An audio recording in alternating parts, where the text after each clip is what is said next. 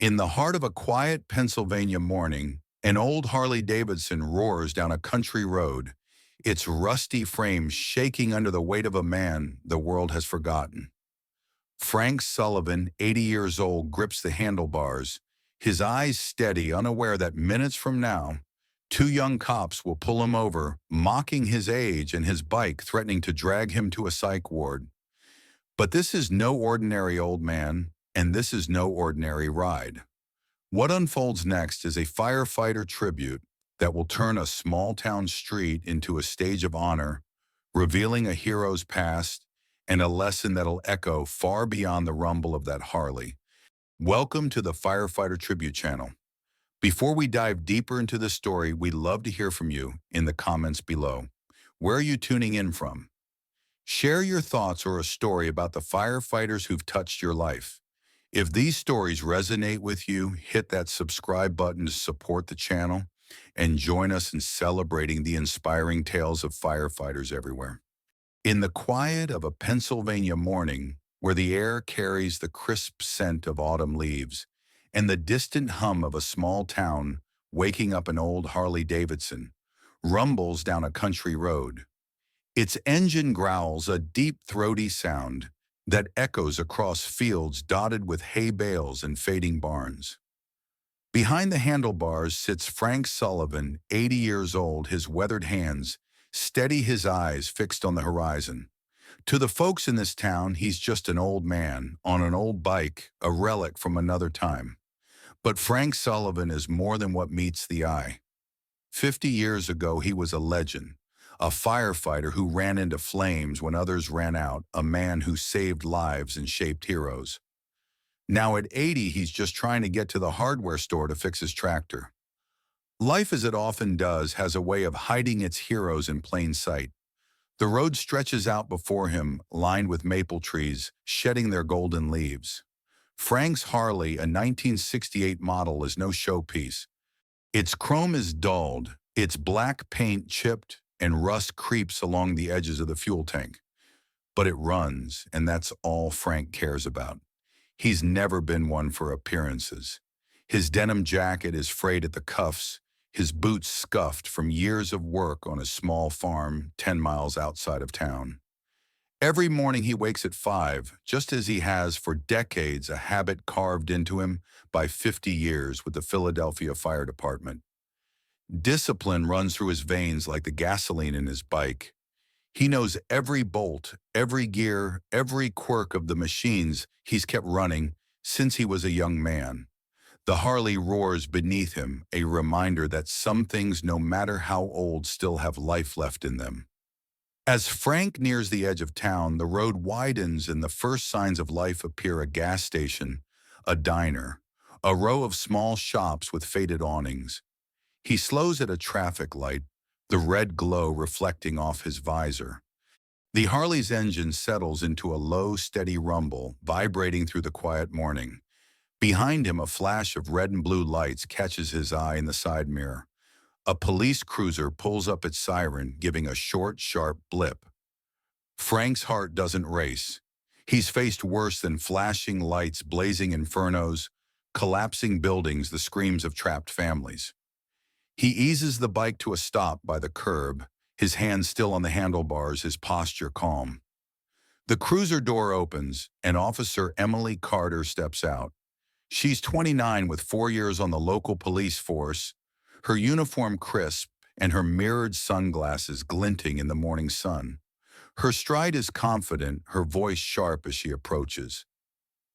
"Is this some kind of joke, old man?" she says, her tone laced with mockery. "Riding that rusty antique at your age?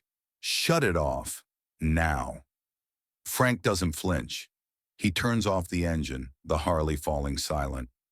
He looks at her, his gray eyes steady, almost serene, like he's seen every kind of storm and come out the other side. Emily Carter doesn't notice. She's already decided who he is, an old-timer past his prime, a risk to himself and others. Her partner, Officer Michael Torres, 32, climbs out of the cruiser, his expression more relaxed but no less dismissive. He circles the bike, shaking his head. Man, this thing's older than my dad, he says with a chuckle. Look at that rust. How's it even running, license and registration? Emily snaps one hand, resting on her holstered weapon, a habit she's picked up to assert authority. And get off the bike, sir. Frank moves slowly, deliberately reaching into the worn leather wallet tucked in his jacket pocket. He hands over the documents, his movements precise, no hint of tremor, despite his age. Emily takes the license, her eyes narrowing as she reads. 80 years old, she says, raising an eyebrow. Don't you think you're a bit too old to be riding this thing? Frank's voice is low, steady. I've been riding since before you were born, ma'am. Never had an accident. Emily scoffs, handing the license to Torres, who's still grinning, like this is all a game. Yeah, well, times change, old man, Torres says. Reflexes slow down. Eyesight fades. You could hurt someone, or yourself. A small crowd begins to gather across the street near the gas station, where Frank usually fills up. A few locals, sipping coffee from paper cups, whisper to each other. Poor old guy, one says. Probably shouldn't be out here on that thing, says another. A couple of teenagers pull out their phones, filming their giggles cutting through the morning air. Frank stands beside his bike, hands clasped behind his back, his face unreadable. He's been through worse than this, far worse. 50 years ago, he led men into burning buildings, carried children out of smoke-filled homes, trained rookies who thought they knew it all. He's faced death and walked away. A couple of young cops and a curious crowd. That's nothing. Emily steps closer, her voice louder, now impatient. Sir, I'm talking to you. Do you even hear me? Are you understanding what I'm saying? Frank nods slightly. I hear you, he says. His voice is calm, almost gentle, but Emily takes it as defiance. She exchanges a glance with Torres, who leans in and whispers, think he's a little deaf, or just confused. Look at him just standing there. The crowd grows, their murmurs louder. Poor guy, an older woman says, shaking her head. Don't these cops have better things to do? Someone else mutters. He looks kinda lost, says a man in a baseball cap filming with his phone. The world, as it often does, splits between pity and judgment, especially when no one knows the full story. Emily raises her voice again. Mr. Sullivan, where do you live? On a farm nearby, alone. 10 miles out off Highway 12, Frank says. Yes, alone. Emily's lips tighten. Do you have family? Someone who takes care of you? Frank's eyes don't waver. I've been taking care of myself for 80 years, ma'am. Emily's patience frays. Sir, don't you think it's dangerous to ride that bike at your age? You could cause an accident, hurt someone. Frank stays silent, his gaze fixed on the horizon, as if he's looking past this moment, past this town, to a time when respect wasn't so hard to come by. Torres chimes in, his tone lighter, but no less condescending. Come on, Mr. Sullivan, you get our concern right. A guy your age on a bike like that, it's not safe. For you, for other drivers. Frank could tell them about his annual checkups, how his reflexes were tested just 6 months ago, how he still splits firewood every morning, how his coordination is sharper than most men half his age. He could say all that, but he doesn't. He's learned long ago that proving yourself to those who've already made up their minds is a waste of breath. Across the street at the gas station, the owner, Tom Bradley, pauses while wiping down a fuel pump. Tom's 62, a retired mechanic who's known Frank for 20 years. Frank's been filling up at this station since Tom took it over, always polite, always paying on time, always with a kind word. Tom watches the scene unfold, his jaw tightening. He knows Frank Sullivan, not just the old man on the bike, but the firefighter who once ran into a burning warehouse to save 3 workers, the man who trained half the fire department in this county. Tom grabs his phone and dials the local fire station. This is Tom Bradley, he says, his voice urgent. I need to speak to someone in charge. Right now. Back at the intersection, things are escalating. Emily's voice is sharper now, her frustration boiling over. Mr. Sullivan, you're coming with us to the station. We need to evaluate if you're fit to be out here on that thing. Frank raises an eyebrow. On what grounds? Emily hesitates, then doubles down. Public safety. Behavior that puts yourself and others at risk. We might need a medical evaluation. Psychiatric even. Frank's lips twitch the faintest hint of a smile. He's heard worse lies in his time from panicked rookies, from bureaucrats trying to cover their tracks. But before he can respond, a low, distant wail cuts through the air. The sound of fire truck sirens growing louder, closer. The crowd turns their murmurs, shifting to curiosity. 3 red fire trucks round the bend, their lights flashing, their engines roaring. They pull to a stop in a neat formation, blocking half the street. 20 firefighters in full gear step out their boots, hitting the pavement in unison. From the lead truck, Captain Daniel Hayes emerges. He's 48 broad-shouldered, with the steady gaze of a man who's seen his share of emergencies. He spots Frank immediately and strides toward him, ignoring the 2 officers. He stops 3 feet away, stands tall, and snaps a salute. Chief Sullivan, he says, his voice clear and strong. We're here, sir. The word chief lands like a thunderclap. Emily and Torres freeze, their faces paling. The crowd falls silent, phones still raised but now trembling slightly. Daniel Hayes turns to the officers, his eyes narrowing. What's going on here? He demands. Who's responsible for stopping Chief Sullivan? Emily stammers, trying to regain control. Officer Emily Carter, local police. We stopped this gentleman because gentleman Daniel cuts her off, his voice rising. This man is Frank Sullivan, chief of the Philadelphia Fire Department for 20 years. He served 50 years, led hundreds of missions, saved countless lives, including people in this town. He trained me and half the firefighters in this county. He's got the Firefighter of the Year award, 2 Pennsylvania bravery medals, and a chest full of commendations for pulling people out of burning buildings. And you're standing here humiliating him in public? The crowd shifts, their whispers changing. I remember him, an older man says softly. He saved my cousin's family in that apartment fire back in '82. That's Chief Sullivan, a woman gasps. The teenagers with their phones lower them slightly, their giggles replaced by awe. Emily's face flushes red. Sir, we didn't know he was... Daniel holds up a hand. You stellar. You didn't know, he says, his voice low and sharp. But you should have. You saw an old man on an old bike and decided he was a problem. Chief Sullivan is a hero. He's earned more respect than you can imagine. Torres steps forward, his voice shaky. We were just doing our job, sir, trying to keep the road safe. Daniel's eyes flash. Your job isn't to harass a man who's given 50 years to this community. Your job is to protect and serve, and you failed at that today. Emily steps closer to Frank, her voice trembling. Chief Sullivan, I'm so sorry. I didn't know who you were. Frank looks at her, his eyes kind but unflinching. Officer Carter, he says softly, never judge a man by his age or his ride. You don't know the battles he's fought, the scars he carries. Emily nods, her throat tight. Yes, sir. I'll remember that. Daniel turns to Frank. Chief, do you need an escort home?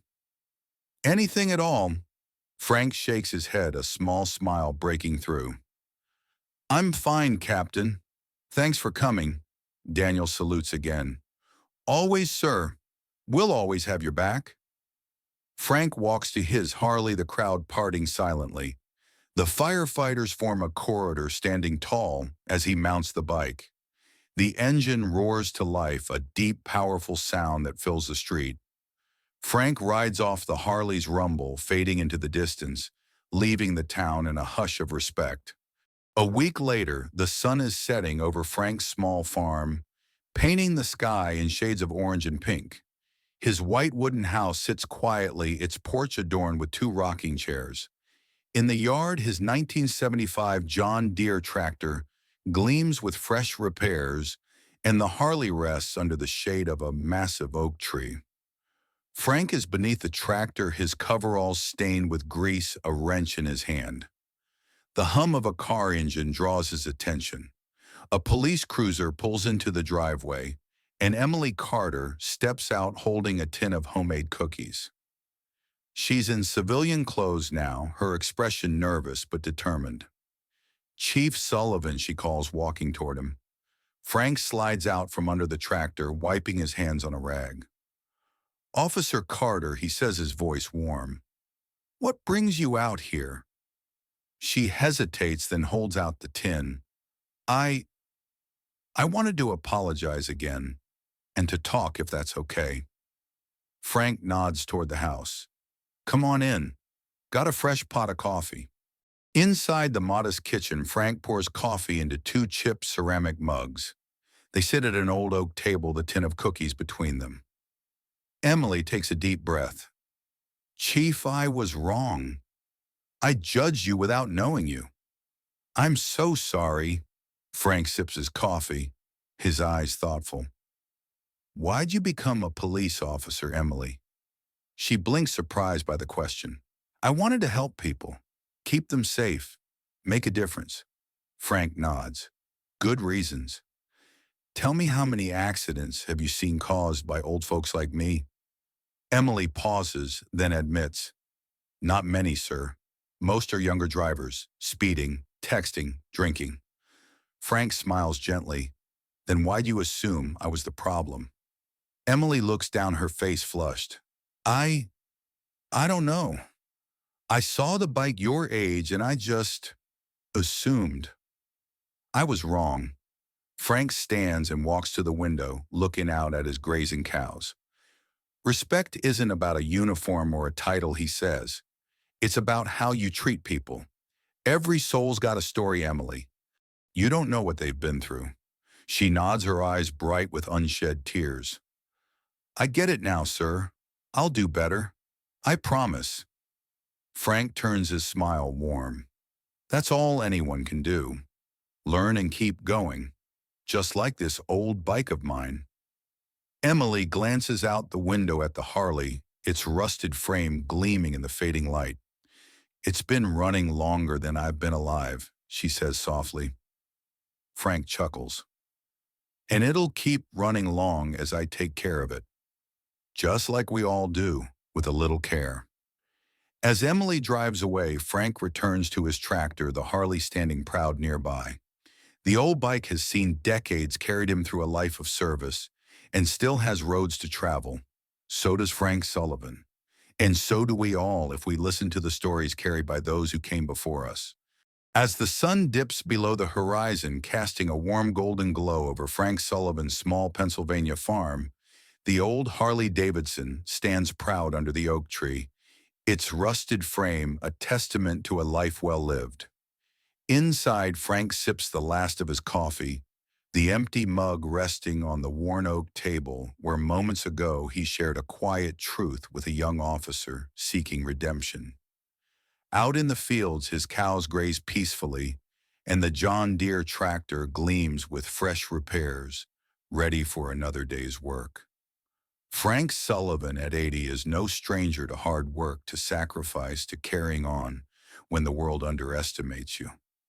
50 years of running into fires, saving lives, and training heroes have etched lines of courage into his weathered face, lines that tell a story few take the time to read. Emily Carter's patrol car disappears down the dusty road, her heart a little heavier, her perspective a little clearer. She came seeking forgiveness and left with a lesson: every person, no matter how old or unassuming, carries a story worth hearing. Frank taught her that respect isn't just earned through titles or uniforms. It's built in the quiet moments of kindness, in the choice to listen before judging, to see the soul behind the surface. As the Harley's engine cools in the evening air, it stands as a symbol of resilience, proof that even the oldest among us can still roar with purpose. And so as the stars begin to speckle the Pennsylvania sky, Frank Sullivan's story reminds us all, never let appearances fool you. The elderly man on the rusty bike, the woman tending her garden, the quiet neighbor with a lifetime of untold deeds, they all carry battles fought and victories won. Honor them, listen to them, for in their stories we find the strength to keep going, to treat every soul with the dignity they deserve, and to make our own roads worth traveling.